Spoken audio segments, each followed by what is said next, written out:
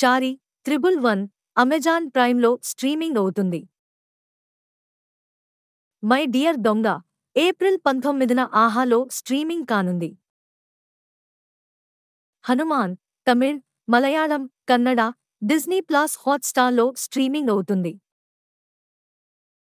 Siren April 11న Disney plus హాట్‌స్టార్లో streaming కానుంది.